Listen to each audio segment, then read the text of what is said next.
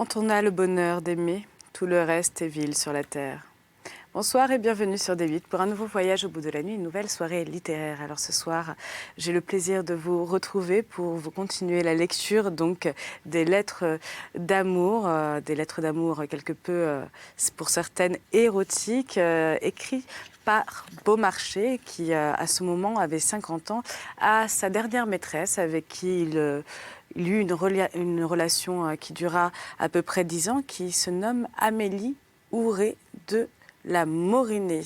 Je rappelle que Beaumarchais est un auteur dramatique, mais il était aussi musicien, donc agent secret, courtisan, éditeur, trafiquant et bien d'autres choses encore. Donc nous allons continuer donc la lecture de ces lettres assez torrides et passionnantes. J'espère que vous allez passer un agréable moment. N'hésitez pas à réagir sur les réseaux sociaux, #VBN, ainsi que sur notre page Facebook Voyage au bout de la nuit.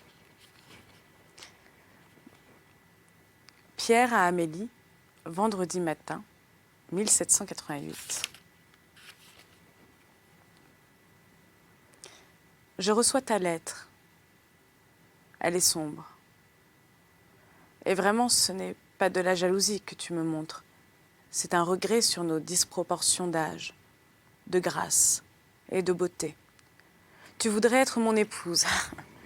C'est donc pour sentir en toi un juste motif de m'aimer ? Tu voudrais qu'un lien respectable justifie dans ton cœur ce que tu fais pour moi ?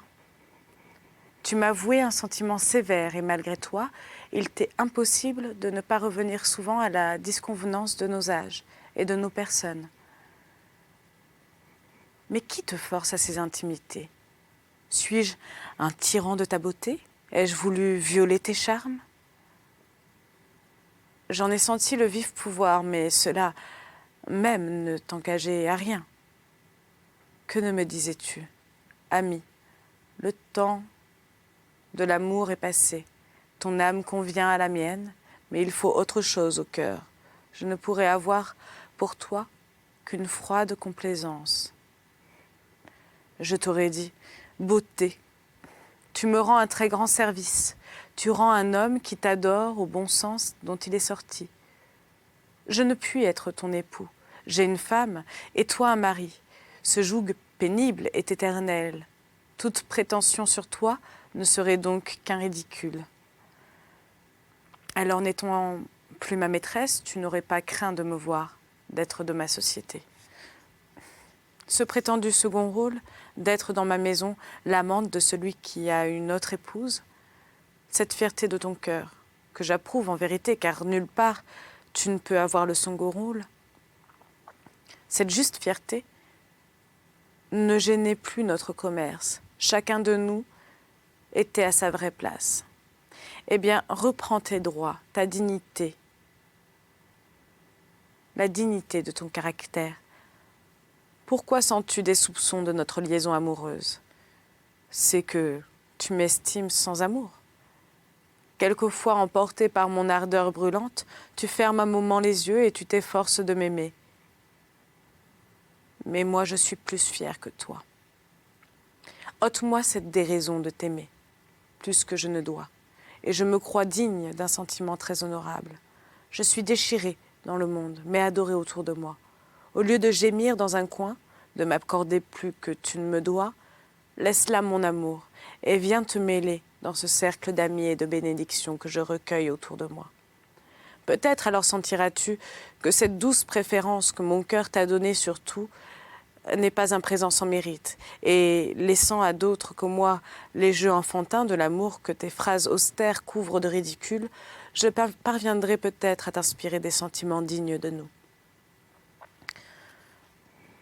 Ce n'est pas par pitié que je t'ai nommée mon épouse.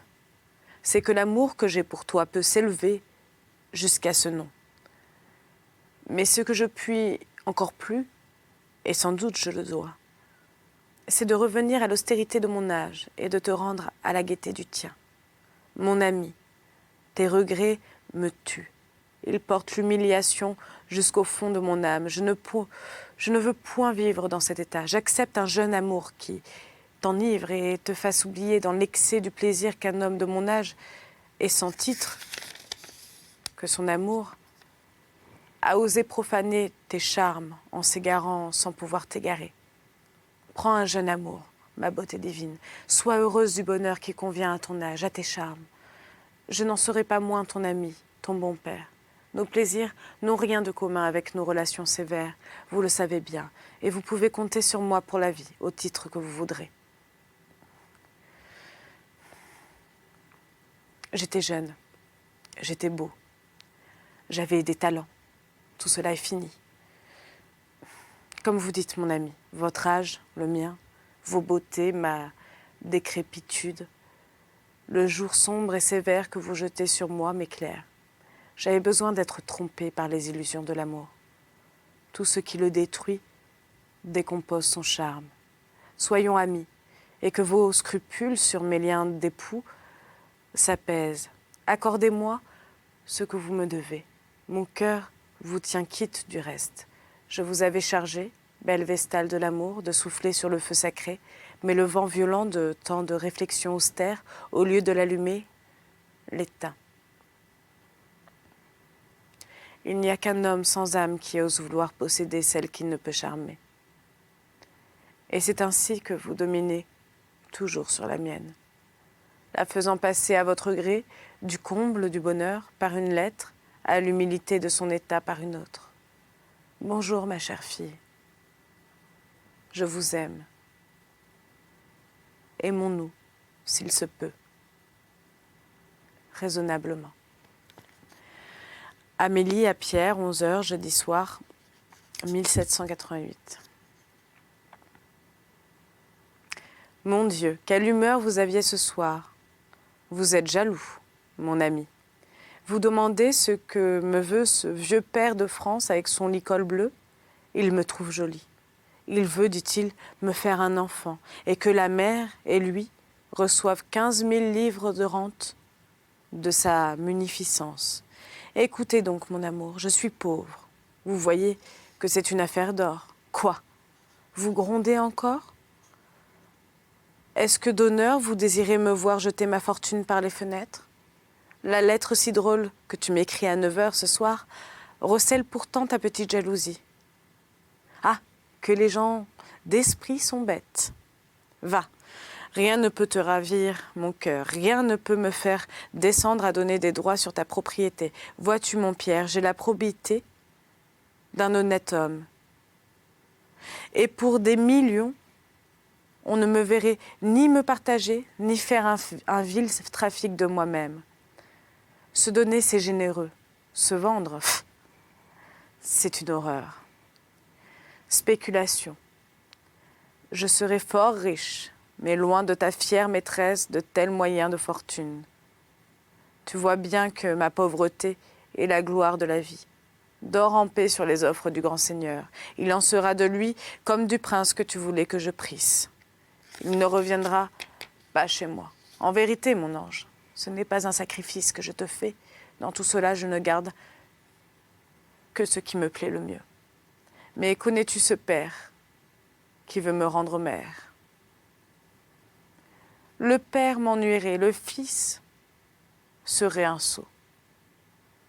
Ah, de ces fortunes-là, j'en ai refusé 1000. Le sort de ma mère m'a fait la loi. Mais forcé de céder à l'impérieuse nécessité, je voulais un bienfaiteur digne de moi, qui sût secourir noblement une noble infortunée. Tout le monde me disait « B, vous adorerez ». J'osais écrire à B. Je lui portais mon âme bleue, mon nez grec, mes pieds chinois, ma figure de Mingrélie, pour me servir de ses expressions. Je lui ai fait lire mon singulier mémoire.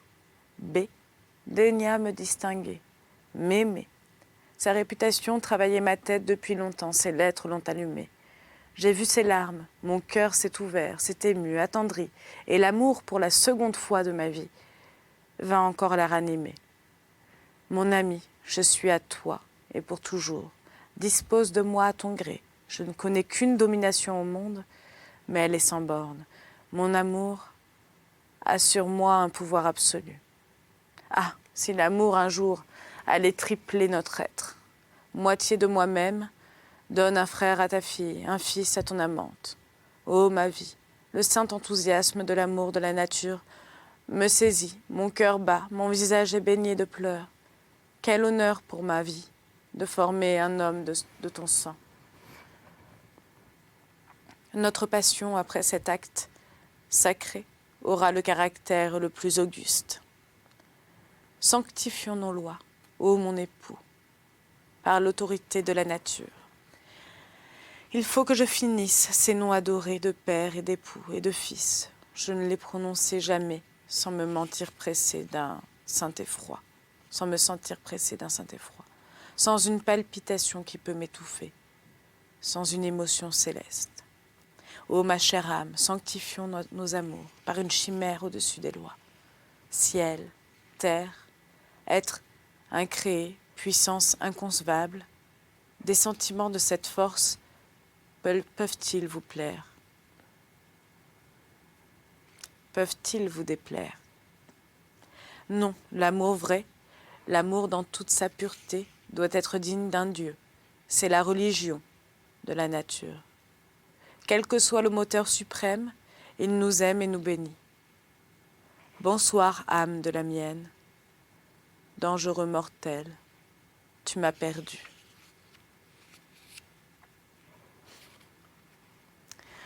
Pierre à Amélie.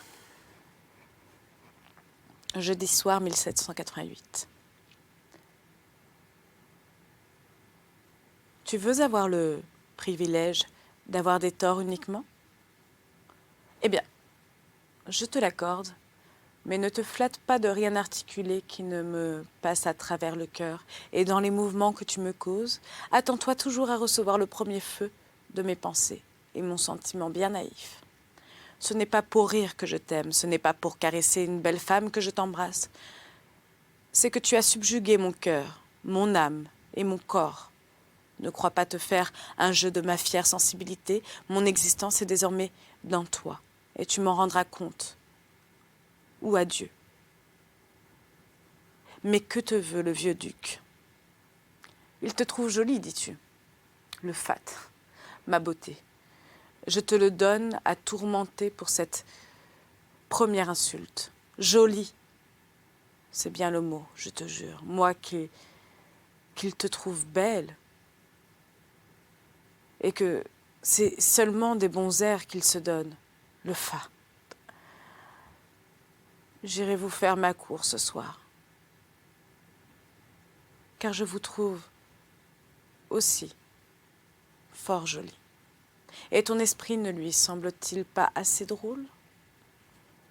Va à l'opéra, mon cœur, amuse-toi, ma chère âme.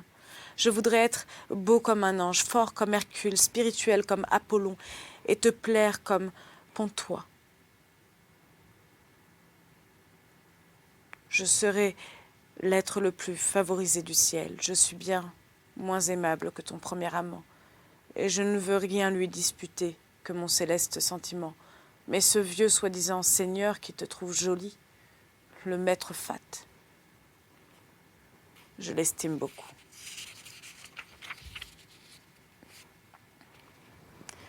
Pierre à Amélie, ce jour de Pentecôte 1788. J'écris du plus beau lieu du monde à la plus charmante des femmes. J'ai sous les yeux l'aspect de Chantilly et dans le cœur les beautés d'Amélie. Rien n'est comparable au tableau qui frappe mes regards, et rien aussi ne peut se mesurer au charme de mes souvenirs. Que tu me manques en ce jour céleste, ah! Je n'y désirerais rien si je l'habitais avec toi. Mais qui peut donc nous priver d'un bonheur si facile? La crainte qu'il ne dure pas, je voudrais qu'il se cimentât de manière à ne pouvoir se rompre, et c'est la façon d'y entrer qui seule est vraiment difficile. Si j'étais assez maladroit pour oser exiger ici, on ferait bien le premier pas. Mais hélas, mon ami, force n'est pas bonheur. Je voudrais qu'on s'enchantât de toi, qu'il s'établisse entre vous deux quelque désir de vous connaître, et qu'enfin la liaison ne vint pas de moi seule. J'ai déjà tourné 1000 fois autour du moyen que je crois le plus propre à nous rapprocher l'un de l'autre. Il faut, ami, que tu écrives cela, que tu écrives. Cela est nécessaire et sûr. Je n'ose te donner l'idée de ta lettre, de peur d'enchaîner tes idées. Cependant, je sais la tournure qui nous réussirait le mieux. Allons, il faudra bien que cela s'entame à mon tour, car je suis honteux d'être dans un si beau séjour, quand tu végètes dans une cellule. Je n'ose, mon ange, me livrer à tout le charme que j'y sens, parce qu'il n'est pas bien que j'ai du plaisir sans toi. Je suis tout prêt à m'écrier. Ô Dieu, que ce pays est beau. Ma voix s'arrête et je prononce tout bas. Où es-tu, ma belle maîtresse? Si Thérèse t'aimait, j'espère qu'elle t'aimerait beaucoup, modeste malgré tes avantages, en cachant la moitié si tu pouvais. Il t'en resterait encore assez pour être adorée de tout le monde. Ah, comme nous serions heureux. Voilà, mon cœur, le projet qui m'occupe sans cesse. En ce moment, elle joue de la harpe. Si j'entendais ta charmante voix chanter à côté d'elle, moi je lirais entre vous deux et je serais heureux du bonheur qui me convient. J'ai l'âme ardente, elle a besoin d'amour. J'ai l'âme douce, elle veut être aimée de tout ce qui l'environne. Et c'est l'office de l'amitié de remplir cet autre besoin. Je filerai des jours heureux en rendant les vôtres plus doux. Mais quand pourrais-je espérer d'accomplir ma chimère? L'amour serait pour les moments furtifs, la douce amitié pour toujours. Si tu le veux sincèrement, je crois que nous réussirons. Bonjour maîtresse, amante, amie. Ce beau séjour t'appelle. Il faut absolument qu'il reçoive de toi ce qu'il aura de plus touchant. Reçois un doux soupir, ô ma chère vie. Il part du fond du cœur. Amélie à Pierre. Mercredi matin 1788. Oh, ne t'en va plus. Quelque courte que soit l'absence d'un objet aimé, elle désole, flétrit un cœur sensible.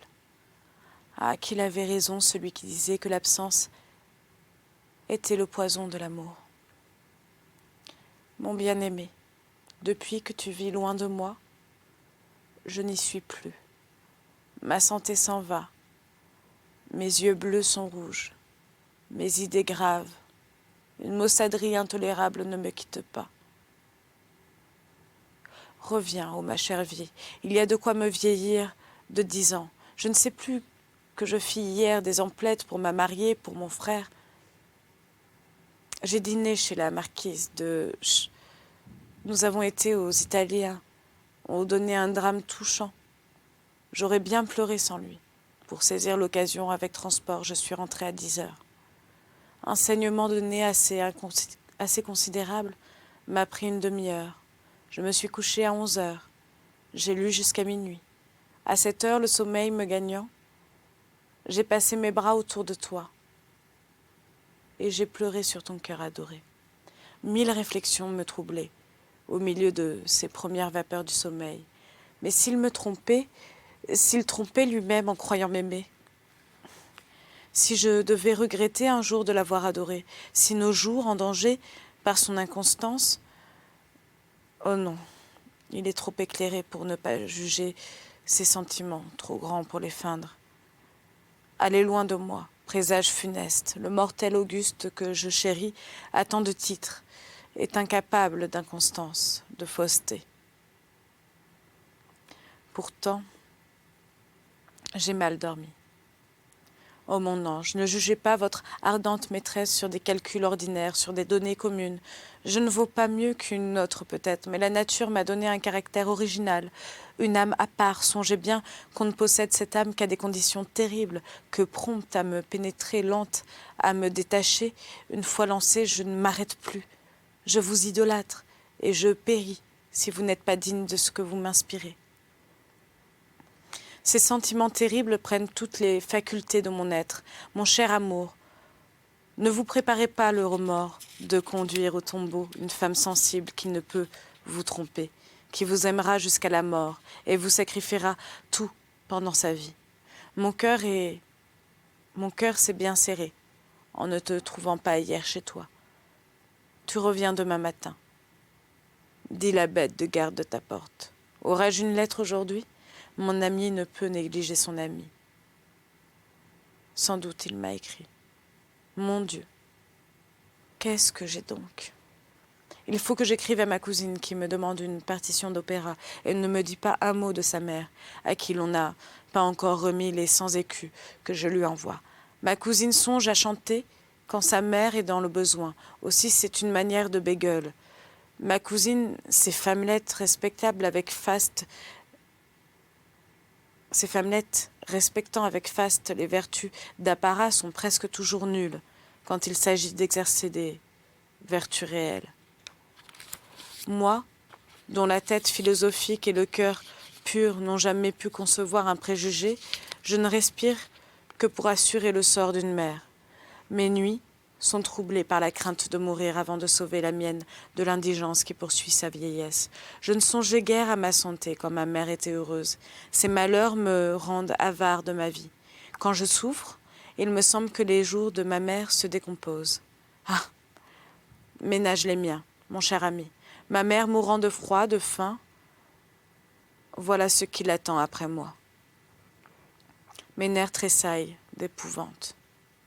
Marguerite de V me donna le jour. Elle était douce, jolie demoiselle et pauvre. Son coupable époux la laissa sans pain. C'est à moi d'en demander pour elle. Ô mon ami, quelle destinée poursuit les femmes sacrifiées jeunes à des dépostes sans âme.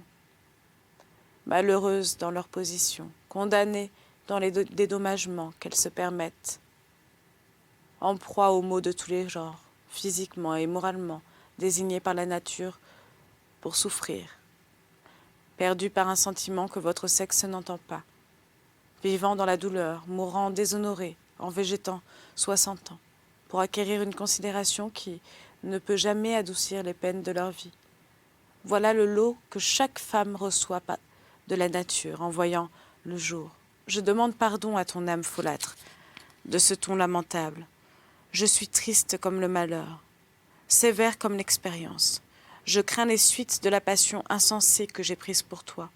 Rassure-moi, console-moi. Ah, quand je verrai tes yeux adorés, quand je lirai l'amour dont tu m'assures dans ces yeux d'une expression si déchirante, va, j'oublierai ma tristesse, ma raison, et l'amour embellira tout, et nous serons ensemble. Pierre à Amélie, mardi matin, 1788.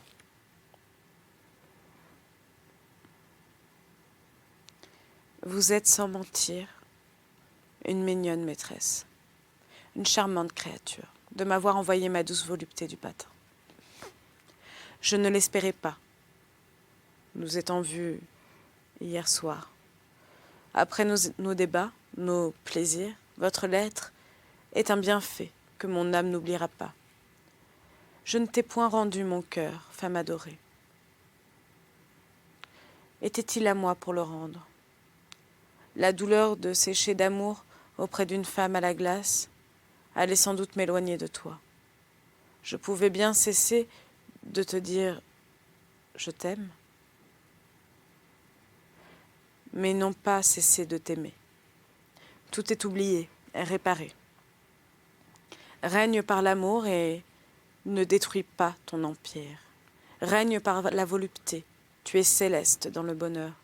Tu pleurais lorsque ton âme dans tes yeux enchanteurs renaissait, expirait, me disait « j'adore, je t'adore ». Ô spectacle délicieux, mélange exquis de la sensibilité de l'âme, de la sensualité du cœur. Vous êtes l'état le plus désirable où une créature humaine puisse entrer. Ah, le bonheur que tu donnes, que tu sens, est d'une nature divine. Faisons-nous sur la terre un bonheur qui ne soit qu'à nous. Composons-le de tous les bonheurs épars et dispersés. Rassemblons-les dans notre sanctuaire d'amour. Donnons à cette union sacrée toute la valeur dont nous sommes capables. Penses-tu n'être qu'une femme pour moi? Ta beauté, ta forme, ton sexe sont les intermédiaires entre ta belle âme et la mienne. Ta beauté, ta forme, ton sexe sont les intermédiaires entre ta belle âme et la mienne. Nos cœurs, nos corps, doux instruments de nos jouissances, n'auraient que des plaisirs communs sans cet amour divin qui les rend sublimes. Crois ton amant, céleste ami. Quand on a le bonheur d'aimer, tout le reste est vil sur la terre. C'est cet état privilégié dans lequel j'étais désolée de n'avoir pas pu t'entraîner. Tu résistais, tu raisonnais. Au lieu de ranimer le feu sacré, tu le laissais éteindre. Inventons, au contraire, 1000 moyens de multiplier son éclat. Méprise les cris de tout ce qui t'environne. Femme étonnante, plane sur la tête de tes compagnes et vivons ensemble dans une région de feu. Tu veux mon cœur? Il est à toi, pour la vie entière. Que le tien soit ma récompense. Ne regrette plus tes 20 ans. Tu vaux mieux que tu ne valais lorsque tu te croyais parfaite. Ta figure est toujours angélique. Ton corps fait à plaisir et ton âme bien instruite. Et dans sa noble maturité, la belle femme de 30 ans, sensible et spirituelle, est le chef-d'œuvre de la nature. La jeunesse bouillante aime fort, mais n'aime pas bien. Les délicieux détails d'une union amoureuse lui sont inconnus. C'est lorsque l'âme est réfléchie qu'elle a senti 1000 fois bien combien la félicité humaine est fragile, combien il est facile de la voir échapper, qu'elle fait alors son unique étude de bien conserver ce bonheur qu'on acquiert si difficilement. Recueille-toi, femme pensante, sur ce texte ébauché que mon cœur te présente. Livre-toi sans réserve à l'amour qui te tend les bras. C'est dans cet océan de bonheur inconnu, aux mortels ordinaires, qu'il faut te jeter les yeux fermés. Ton amant est là pour te retenir. Bonjour, délice de mon cœur, âme que je révère, très charmant que j'idolâtre. Je ne te quitte pas, tu me suis partout, fantôme adoré. Tu es sans cesse devant mes yeux.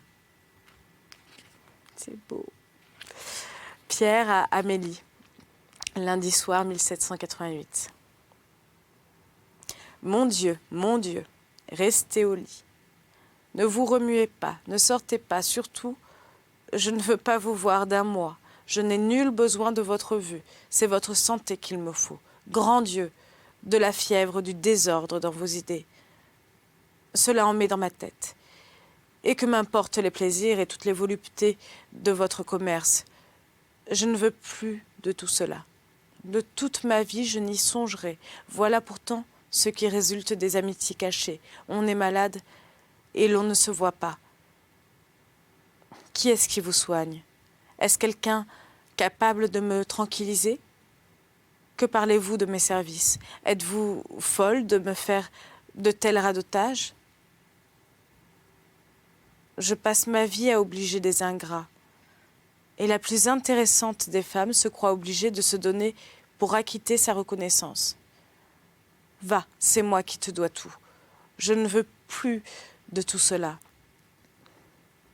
Entendez-vous, chère fille, je n'ai nul besoin de femme. Il y a 8 ans que j'en ai plus, que je n'en veux plus. Périsse l'amour et ses plaisirs. Si votre santé peut en souffrir, la plus légère altération, vous n'êtes plus ma maîtresse. Vous êtes ma fille Amélie. J'en ai 2, Eugénie et vous. Voilà, c'est ainsi que se termine donc cette lecture des lettres d'amour quelque peu érotiques de Beaumarchais à Amélie Ouré de la Morinet. J'espère que vous avez passé un agréable moment. N'hésitez pas à réagir sur les réseaux sociaux #VBN. Je vous souhaite une bonne soirée et bon courage pour le travail pour certains. Je vous retrouve tout bientôt pour la suite de ces lectures.